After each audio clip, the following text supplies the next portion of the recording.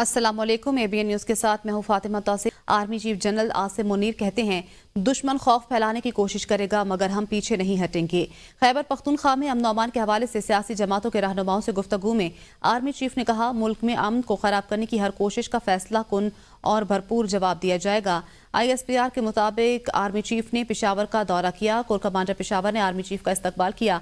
Army chief को मुल्क में मौजूदा सिक्योरिटी सूरत हाल और फितना अल ख्वारिज के खिलाफ जारी इंसदादे दहशतगर्दी ऑपरेशन पर तफसीली ब्रीफिंग दी गई। इस मौके पर वफाकी वज़ीर दाखिला और वज़ीर आला खैबर पख्तूनख्वा भी मौजूद थे।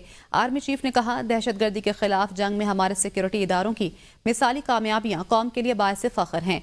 अहम दहशतगर्द रहनुमाओं का खात्मा, उनके नेटवर्क और इंफ्रास्ट्रक्चर को तबाह करके ये पैगाम दिया गया है कि दहशतगर्दी की हमारे मुल्क में कोई जगह नहीं। ये जंग जारी रहेगी और हम इसे मंतकी अंजाम तक पहुंचाएंगे। रुख करेंगे सियासी मंजरनामे का और बात करेंगे 190 मिलियन पाउंड केस में बानी PTI और बुशरा बीबी के खिलाफ दायर रेफरेंस का फैसला तीसरी बार मुअख्खर हो गया। एहतसाब अदालत के जज नासिर जावेद राना ने बानी PTI और बुशरा बीबी के खिलाफ 190 मिलियन पाउंड का फैसला अडियाला जेल में सुनाना था।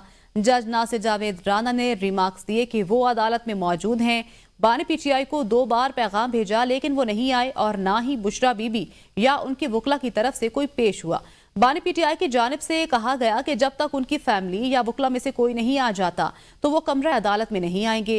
जज नासिर जावेद राना ने मजीद कहा कि वो 2 घंटे से कमरा अदालत में इंतजार कर रहे हैं लेकिन कोई नहीं आया। फैसला सुनाने के लिए मुल्जिमान को एक और मौका दे रहा हूं। अब केस का फैसला 17 जनवरी को सुनाया जाएगा। हुकूमत और अपोजिशन की मुज़ाकराती कमेटियों के इजलास का दिन और वक्त तब्दील। मुज़ाकराती कमेटियों के दरमियान तीसरा दौर 16 जनवरी को होगा।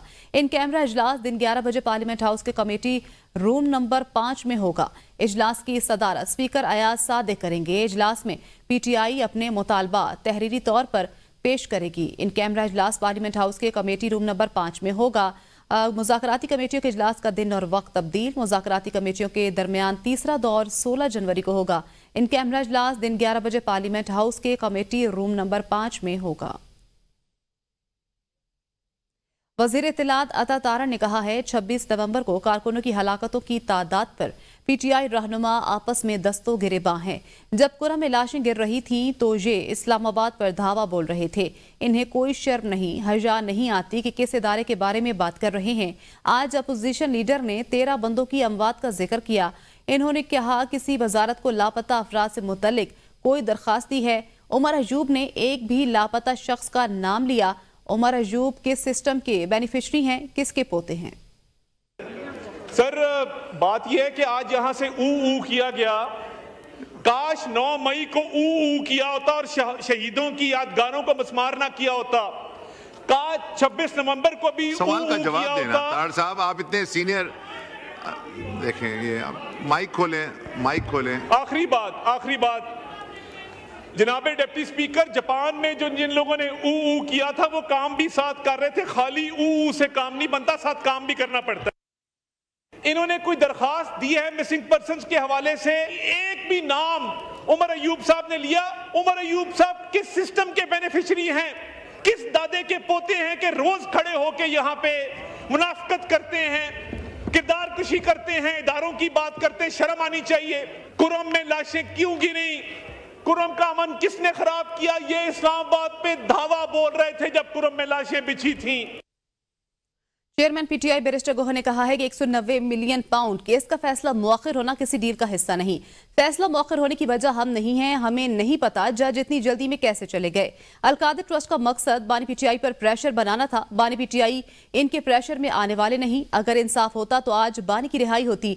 सेक्रेटरी जनरल सलमान अकरम राजा ने कहा, यह तासुर दिया जा रहा है कि डील हो रही है मगर कोई डील नहीं हो रही। मुज़ाकरात का अमल जारी है। मुज़ाकरात का मकसद जमहूरियत और इंसाफ की बालादस्ती है। आज के दिन फैसला अनाउंस न करना, मैं ये आपको कहूँ, हमारे तरफ से नहीं है। हम बिल्कुल तैयार हो के इस नीयत से आए थे कि आज फैसला सुनाया जाएगा, लेकिन ये फैसला जज साहब ने अपनी मर्जी से डेट डाल करके आगे मौखर किया है। किसी भी डील का नतीजा नहीं है। ये खान साहब ने ना कोई बेनिफिट लिया है, न कोई सरकार को नुकसान हुआ है, न उस यूनिवर्सिटी के वो मालिक है, वो फकत एक ट्रस्टी है। ये केस बिल्कुल बेहुदा बेसलेस केस है। हमारा मुज़ाकराती अमल जारी है। सुनने में यह आ रहा है कि 15 तारीख को तीसरी नशस्त होगी, लेकिन अगर कोई ये तासुर देना चाहता है कि इस मुज़ाकरात की वजह से फैसला मौखर किया गया है तो बिल्कुल ये गलत है। हम कोई डील नहीं करेंगे। हम मुज़ाकरात इसलिए कर रहे हैं कि मुल्क में जमहूरियत हो, मुल्क में इंसाफ हो, मुल्क में इंसानी हुकूक जो हैं उनको बालादस्त किया जाए। मुज़ाकरात का मकसद और कुछ भी नहीं है। पीटीआई मुज़ाकरात के लिए संजीदा नहीं, मुज़ाकरात का ड्रामा खत्म किया जाए। वज़ीर दिफा ख्वाजा आसिफ कहते हैं, क्या इस तरह के माहौल में मुज़ाकरात हो सकते हैं? मुज़ाकरात की कामयाबी बानी पीटीआई का मकसद नहीं। बानी पीटीआई से किसी किस्म की डील नहीं हो रही। बानी पीटीआई खुद डील के बयानात दे रहे हैं। 20 दिन पहले कह रहे थे हुकूमत के पास इख्तियारात नहीं हैं। ख्वाजा आसिफ कहते हैं, बानी पीटीआई खुद डील के बयानात दे रहे हैं, कह रहे थे कि हुकूमत के पास इख्तियारात नहीं। वज़ीर दिफा ख्वाजा आसिफ कहते हैं कि पीटीआई कह रही थी कि हुकूमत के पास इख्तियारात नहीं है। पीटीआई संजीदा नहीं, मुज़ाकरात का ड्रामा खत्म किया जाए।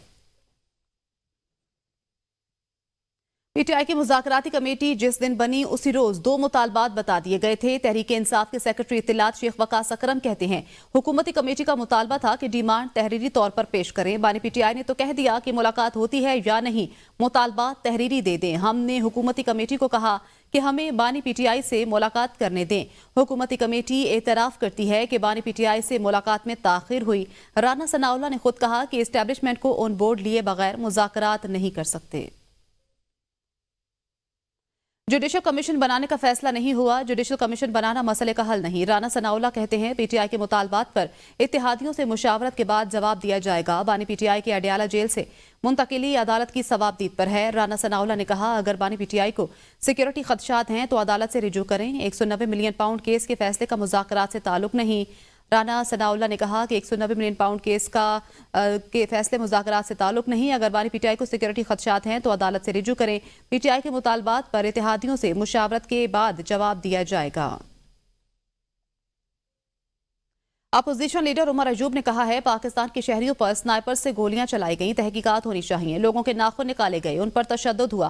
कौमी असम्बली में खिताब करते हुए उमर अयूब ने कहा कि हमारे मिसिंग पर्सनस के बारे में कुछ नहीं बताया जा रहा। सिविलियन को क्यों मिलिट्री तहवील में रखा गया है? बरतानवी इदारे और एक कारोबारी शख्सियत के दरमियान का मामला है। इस मामले को कैसे बानी पीटीआई के साथ जोड़ा जा रहा है? बानी पीटीआई ने यूनिवर्सिटी बनाई, अस्पताल बनाया, इनकी किरदारकशी क्यों की जा रही है? पाकिस्तान के शहरियों पर गोलियां चलाई गई। अपोजिशन लीडर उमर अयूब ने कहा कि लोगों के नाखून निकाले गए, उन पर तशद्दुद हुआ, तहकीकात होनी चाहिए। वज़ीर आला पंजाब मरियम नवाज ने कहा कि अगर मुंह पर हाथ फेर कर कहूं कि तुम्हारा हीटर उतारूंगी तो अवाम की खिदमत कैसे होगी?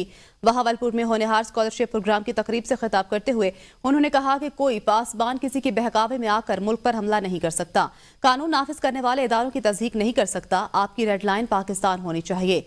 वज़ीर आला पंजाब ने कहा कि बयानिए वो बनाते हैं जिन्होंने कोई काम ना किया हो। कोई माँ आपको ये नहीं कहेगी कि दिलों में नफरत पालो। मैं भी मुंह पे हाथ फेर के कहूँ कि मैं तुम्हारा एसी उतरवा दूंगी, तुम्हारा हीटर उतरवा दूंगी, तुम्हारा पंखा बंद करा दूंगी, तो फिर आपके गली और मोहल्लों की सफाई कौन कराए? कहा कि सिविल नाफरमानी कर दो और कहा IMF को कहा कि पाकिस्तान को पैसा ना देना। मैं तो ये कभी नहीं कर सकती। मैं तो माँ हूँ, मैं तो कभी अपने बच्चों को ये नहीं कह सकती कि बाहर निकलो और घेराव करो और जला दो। चेयरमैन पीपल्स पार्टी बिलावल भुट्टो जरदारी ने कहा है, बच्चों की अमवात पर सिंध के खिलाफ मनफी मुहिम चलाई गई। पूरे मुल्क में बच्चों की शरह अमवात में नुमाया कमी आ रही है। सिंध हुकूमत बच्चों की सेहत के हवाले से इनकलाबी इकदाम कर रही है। पूरा पाकिस्तान में हमारा इन्फेंट मोर्टेलिटी रेट और साथ साथ मैटरनल मोर्टेलिटी रेट अभी भी ज्यादा है। सूबा सिंध के लिए, मगर सूबा पंजाब के लिए, सूबा बलोचिस्तान के लिए, सूबा पख्तूनख्वा के लिए, साबिक कबायली इलाकों के लिए, गिलगित बल्तिस्तान के, आजाद कश्मीर के। सूबा सिंध ने बहुत से इंटरवेंशंस किए और खैरपुर में भी अपने चाइल्ड लाइफ इमरजेंसी के ये फैसिलिटी सिंध हुकूमत के साथ मिलकर खोला है। सूबा सिंध के हर तहसील में एक टेलीमेडिसिन सेंटर है, फैसिलिटी है। सरबराह JJI मौलाना फजल रहमान ने कहा है, सियासत में फितना फसाद, नफरत और लड़ाइयाँ चल रही हैं। दुनिया में अमन और मईशत बहुत ज़रूरी है। 26वें आने तरमीम में पहला हमला इंसानी हकूक पर किया गया। हमने 56 में से 34 शिकों पर हुकूमत को दस्तबरदार किया। 26वें तरमीम पर हुकूमत को सिर्फ 22 शिकों पर ले आए। आइन में सूद के खात्मे के लिए शिक शामिल कराई। पार्टियों में ये बातें होती हैं, फलां किसी मफाद के लिए आया है, कोई कबूल करे या नहीं, हमें जिद्दोजहद जारी रखनी है। फिर सियासत जिन लोगों के हाथ में आई, आज तक खून रेजी से हमारी जानें छूट गई। फितना और फसाद, नफरतें, लड़ाइयाँ 26वीं तरमीम ले आए आइन के अंदर।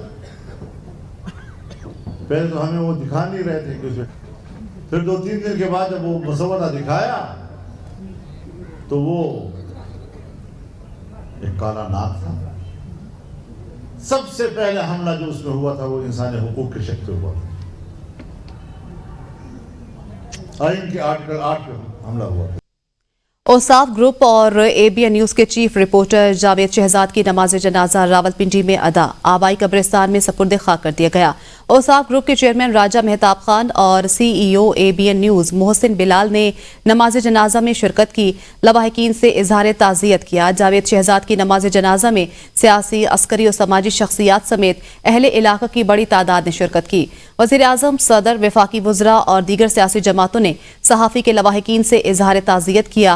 वफाकी वज़ीर इत्तलात अताउल्लाह तारड़ मरहूम सहाफ़ी के घर पहुंचे और लवाहिकीन से इजहार ताज़ियत किया और मरहूम के लिए दुआए मग़फ़िरत भी की।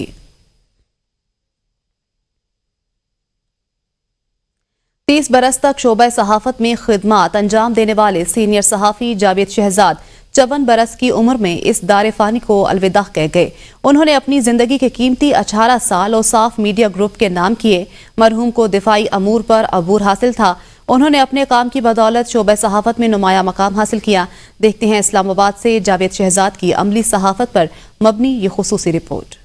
पाक फौज के शेर दिल जवान हर कड़ी आजमाइश के ऊपर मुल्क और कौम की तवक्कुआत पर पूरा उतरने के लिए तैयार हैं। जावेद शहजाद सहाफत के शहजाद, मिलनसार, वफा के पैकर और खुश इखलाकी के अलंबरदार। जुड़वा शहरों में जिन सहाफियों ने सही मानों में सहाफत की है, उनमें एक नाम जावेद शहजाद मरहूम का भी था। उन्होंने अमली सहाफत का आगाज न्यूज एजेंसी से किया और फिर मुख्तलिफ इदारों से वाबस्ता रहे। सन 2007 में औसाफ मीडिया ग्रुप में शामिल हुए। वक्त गुजरता गया और अपनी जिंदगी की 18 बहारें रोजनामा औसाफ के साथ वक्त की। हर जगह अपनी गैर जानिबदाराना रिपोर्टिंग की धाक बिठाई। दुश्मन को दंदान शिकन जवाब देने के लिए पाकिस्तान आर्टिस्ट फैक्ट्री का हमेशा से एक कलीदी किरदार रहा है। कैमरामैन अरसलान सईद के साथ जावेद शहजाद, ABN न्यूज। और अपनी एक खास पहचान बनाई। यकीन असल में पीस इंसान दोस्त भाई साहबा की दुनिया में बहुत ही हमारा एक करीबी दोस्त भाई या भाइयों जैसा था। आज वो इस दुनिया से चला गया, अल्लाह का प्यारा हो गया।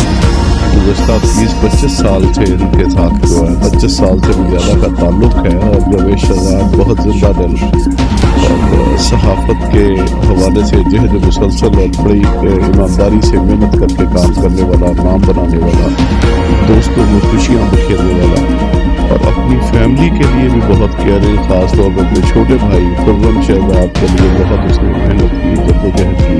रोजनामा औसाफ और ABN न्यूज से मुंसलिक सीनियर सहाफी जावेद शहजाद दिल का दौरा पड़ने से दुनिया फानी से कूच कर गए। जावेद शहजाद की मौत की खबर सुनते ही जुड़वा शहरों के सहाफियों पर सख्ता तारी हुआ। इनकी अचानक मौत ने सहाफी बिरादरी को सदमे में मुब्तला कर दिया। गम की इस घड़ी में औसाफ ग्रुप के चीफ एडिटर मेहताब अहमद खान और ABN न्यूज के CEO मोहसिन बिलाल का कहना था कि जावेद शहजाद औसाफ ग्रुप का सरमाया थे। दहशतगर्दी के खात्मे के लिए NRTC ने अहम तरीन और कलीदी किरदार अदा किया है। Javed Shahzad, ABN news.